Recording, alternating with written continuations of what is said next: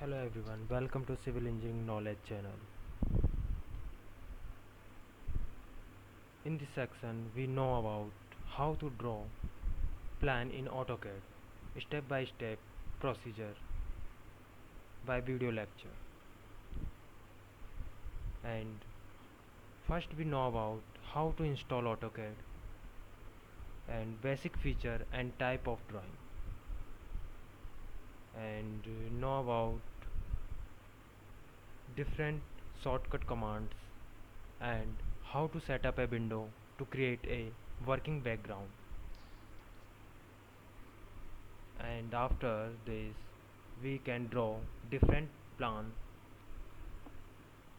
in AutoCAD and also know about basic feature and different parameter, and also know about how to plug in a auto rebar to draw a reinforcement detailing of any section. For latest update, please subscribe our channel. Thank you.